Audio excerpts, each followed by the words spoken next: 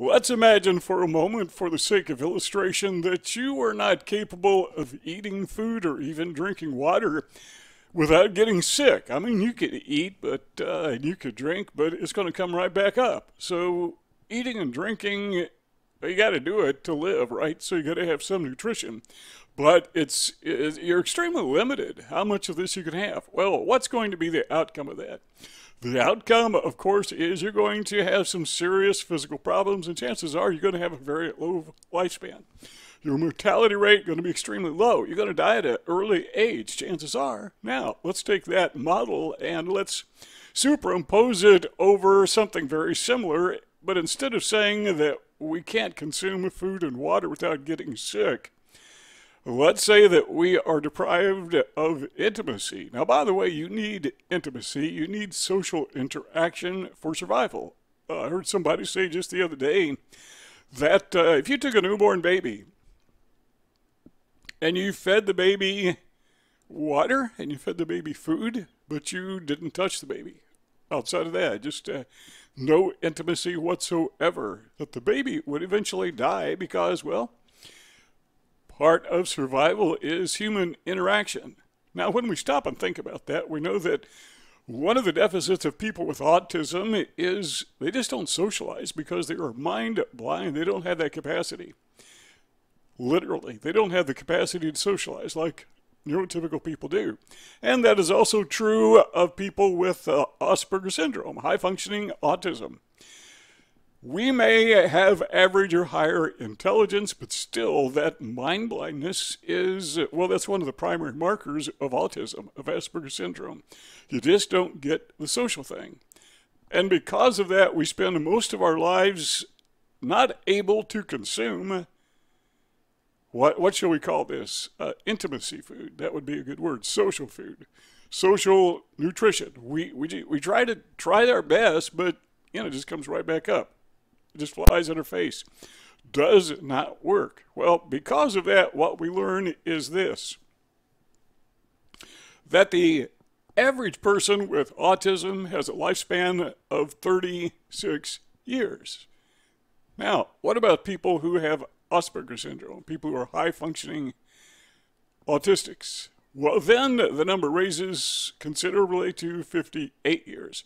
So if you are an individual with Asperger syndrome, with high-functioning autism, your lifespan is 58 years. Other studies say 54 years. It seems to me that the study that said 54 years seemed to be a little bit more credible. There are different studies out there, but the point is you're going to live to be in your 50s, on an average, typical.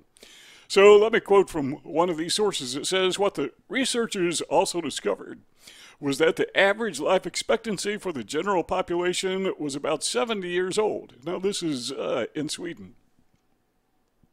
In the ASD group, that's high-functioning autism, the average age was about 54. All right, I'm 69 years old. I'm almost 70 years old. So that means that I'm 15 years past the deadline.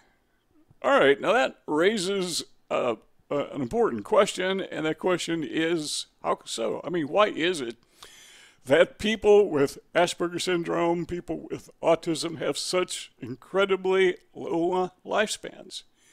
Couple reasons. Number one is comorbidity. There are many illnesses and sicknesses that come along with autism. For example, when I was born, I had a condition called I don't know what the technical term of it is called, but it's generally known as blue baby syndrome, where your heart doesn't function correctly. They say it has a hole in your heart, so that you're unable to. Your heart is incapable of sending oxygen to the rest of your body, and low oxygen makes you turn blue. So they call it blue baby syndrome or something like that. So I was born with a heart condition. And we find that, by the way, that is co-morbid with autism, with Asperger's syndrome. Not 100%, but significantly higher among people who are autistic. Cause and effect or coincidental, don't know. but it's there. The point is people with Asperger syndrome, autism, tend to have these other conditions. Whether there's a cause and effect or just coincidental, I have no idea. But something else we find with people with Asperger syndrome and autism is they tend to be, I should say they have a higher instance of epilepsy, which can contribute to death. Now, they also have a problem with depression. I mean, extremely high instance of depression among people with who are autistic. And of course, that often leads to death if you are severely depressed. Extremely high rates of death caused by self.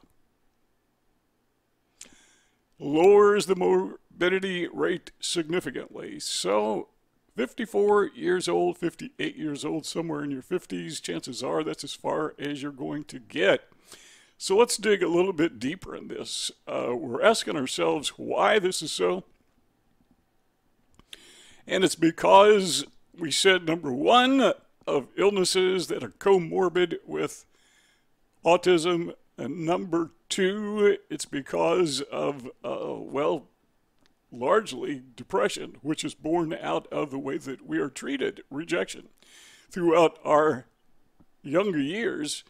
And that is a very serious challenge that we must face. So what do we do about it? Well, first of all, we say, we got this problem. The problem is that we can't communicate well with other people. We understand that. Now, if you have a sickness or an illness of some kind, how do you communicate that? And to whom are you going to speak? Who are you going to say, hey, I got a problem, my chest hurts. Well, you're not able to communicate socially with other people well. You may just find it easier not to talk about it. I recall years ago when I fell off a ladder, and fortunately there was somebody around I could talk to about it, tell about it. And that was my wife, and I said, I fell off a ladder. And, I didn't feel that bad. I mean, it knocked my shoes off, and I had to crawl around, find my glasses, which I don't wear when I'm making videos. And other than that, a little sore and stiff from falling off a ladder. I didn't feel that bad. I put my tools away and thought I'd just call it a day. Went in the house, played with my son's dog a little while, but I started getting this headache, And I said something to my wife. I got a headache. It's kind of bad. And she said, maybe we ought to go to the emergency room. Now, what if I didn't have my wife there to say that? Well, my thought was, go to the emergency room. They're going to think, well, what's wrong with you? You're a pansy. You got a little headache. I mean, take a couple Advil and go home. That's what I thought was going to happen. But my wife insisted that I go to the emergency room. Now, what we're talking about here, people with autism who don't communicate well their symptoms. So we went to the emergency room. They put me in one of those scanners. I forget which one it is. And basically, they said, we need to get you on an operating table or you're going to die. And they put me on a helicopter, flew me up to Indianapolis. And within an hour or so, I was in surgery. I still have a little indentation on my head here as a result of that. The point is, I wouldn't have made it if I hadn't had some social interaction. I would have just sat around until the pain got unbearable, but then it would have been too late. I would have called probably, if I'd been alone, I probably would have called 911 and told them, and they would have sent an ambulance, and I never would have got to the operating room. Those things happen, And the same thing occurred when I was taking a hike and my heart stopped. This is, I don't know, so many years ago. But somebody found me, and, they called the cops, and the cops called the ambulance, and the ambulance called my wife. So probably without my wife, I would have been okay, but still, you got to have that social interaction. Well, what about these people who have no social connections whatsoever? I mean, they just don't. I mean, they have a few, but nobody to look after them. We don't have caregivers. And by the way, that's a whole different video we need to work on, but we don't have caregivers. So one of the things that we're going to take away from this is people with Asperger syndrome, with autism, have some serious problems beyond the point that we just don't socialize well. That's kind of obvious on the surface. Everybody can see that. Everybody thinks, you're a little weird, a little bit of a space alien. But along with that comes some serious physical deficits. And when you have a lifespan in your 50s, that is a serious deficit that we need to start paying attention to. So what is the solution? Well, if you are a person with Asperger syndrome, the solution is really simpler than you may think. And that is go see the doctor. You need to have regular checkups. You need to, I know you don't like to do it. You don't like to talk to people by and large. But you need to share with him, your physician, share with him your symptoms.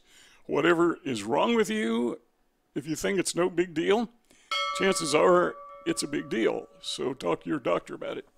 You see those two rectangles on the screen. If you like what you heard, let's keep on talking. All you got to do is click on one of those two rectangles. But if not, thanks for stopping by, and we'll see y'all next time.